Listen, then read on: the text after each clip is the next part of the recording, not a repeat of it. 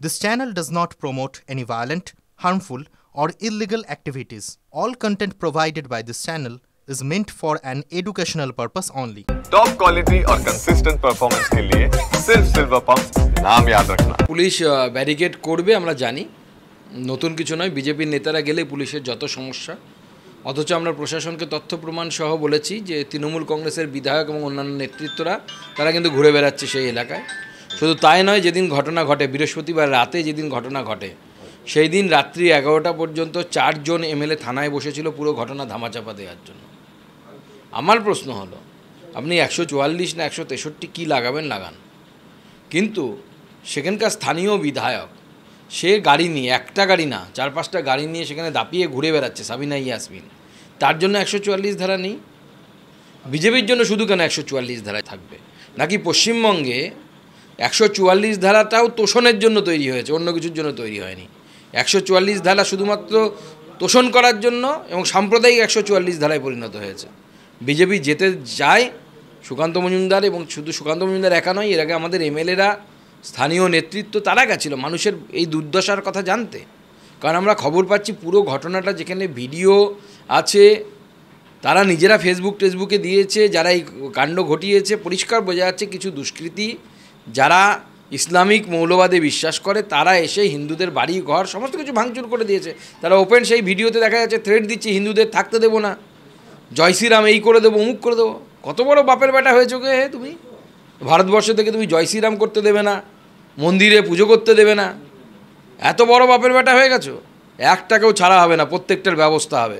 এবং আমরা পুলিশকে বলছি, যে ছেলেটার ভিডিও দেখা যাচ্ছে তার পরিচয় আমরা পুলিশকে জানিয়েছি পার্টির তরফ থেকে, তাকে যদি পুলিশ গ্রেপ্তার না করে তার ট্রিটমেন্ট করার ব্যবস্থা আমরা করব।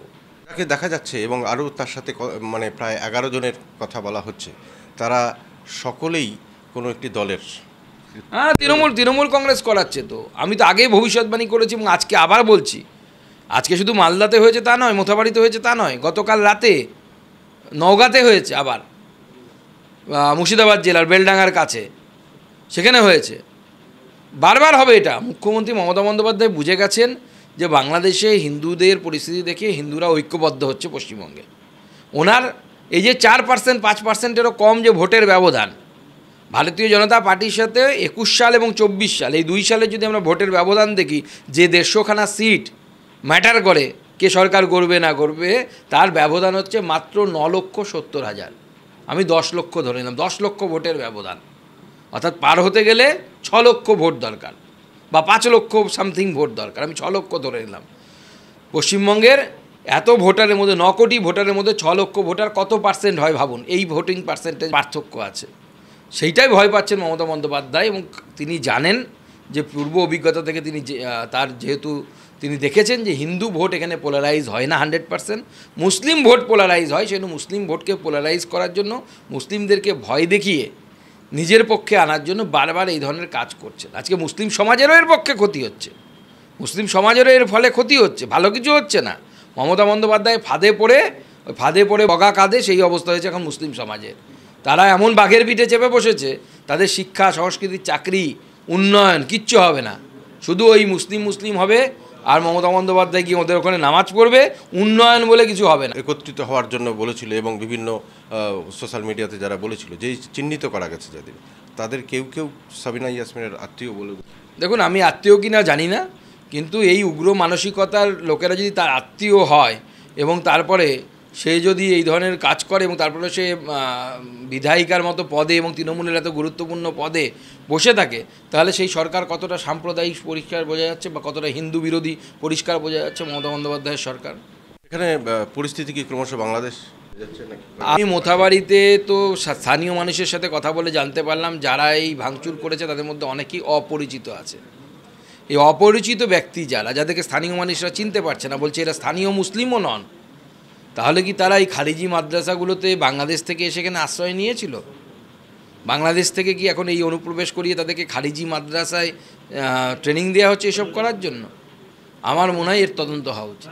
কথাটা উঠেছিল বাংলাদেশ থেকে যে কলকাতা দখল করে নেব কিছুদিনের মধ্যেই, মানে সেটা অনেক সময় বর্ডারে যুদ্ধ করতে হয় না, ওখান থেকে পাঠিয়ে দিয়ে আভ্যন্তরীণভাবেও কিছু দখল করার একটা প্রচেষ্টা হতে পারে। সবসময় যুদ্ধের বাইরেও দখল করা যায়, তো এটা কি সেই রকম কোনো প্রচেষ্টা? না, সে তো ভারতবর্ষকে বহুদিন ধরে এইভাবে দখল করার, ডেমোগ্রাফির মাধ্যমে দখল করার একটা চেষ্টা চলছে, নতুন কিছু নয়, বহুদিন ধরে চলছে।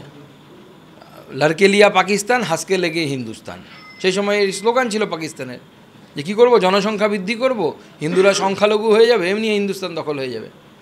জনসংখ্যা বৃদ্ধি করেও হচ্ছে না, এখনকার সবাই যে আর অত বেশি জনসংখ্যা রাখতেও চায় না, তখন অনুপ্রবেশ করানো হচ্ছে, বাংলাদেশ থেকে মুসলিমদেরকে এখানে ঢোকানো হচ্ছে। মালদাতেও জনবিন্যাস বদলে যাচ্ছে, সে তো স্বাধীনতার পর থেকে কন্টিনিউয়াসলি বদলাচ্ছে।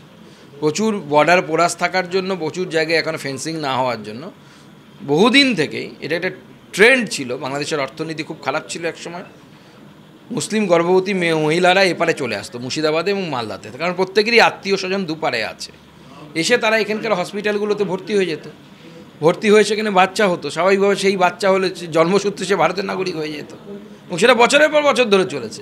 এইভাবে ডেমোগ্রাফি চেঞ্জ হয়েছে। আগামী দিনে মালদাতে হিন্দুদের ভবিষ্যৎ অত্যন্ত চিন্তার বিষয়, আমি ব্যক্তিগতভাবে চিন্তিত, এবং সেই জন্য সকলকে একত্রিত হয়ে, পশ্চিমবঙ্গের সকল হিন্দুদের একত্রিত হয়ে ভাবতে হবে, কারণ আজকে যেটা মালদায় হচ্ছে, আজকে যেটা মোথাবাড়িতে হচ্ছে, কালকে সেটা আপনার বাড়িতে হবে। আজকে যদি পুলিশ বাধা দেয় বা যে ট্রেন্ড পুলিশের ভূমিকা নিয়ে কি মনে হয়? না, পুলিশ তো দলদাস, পুলিশের কাছে আমরা তো এর থেকে বেশি কিছু এক্সপেক্ট করি না। মুখ্যমন্ত্রী তার পুলিশকে এমন জায়গায় পৌঁছে দিয়েছে যে চাটতে এমন জায়গায় পৌঁছে গেছে, দিদিমণির জুতোতে দেখবেন হাওয়াই চটিতে কোনো নোংরা থাকে না, পুলিশই চেটে পরিষ্কার করে দেয়, তো সেই জায়গায় পৌঁছে গেছে। তো স্বাভাবিকভাবেই পুলিশের কাছ থেকে আমরা বেশি কিছু আশা করি না। যদি তেমন কিছু হয়, আপনারা কতটা প্রস্তুত? আমরা গণতান্ত্রিকভাবে আন্দোলন করব, আমাদের গণতান্ত্রিক পদ্ধতিতে আন্দোলন করব। আমরা তো তৃণমূল কংগ্রেস নই যে হুলিগ্যানিজম করব, আমরা গণতান্ত্রিক পদ্ধতিতে আমাদের আন্দোলন চলবে।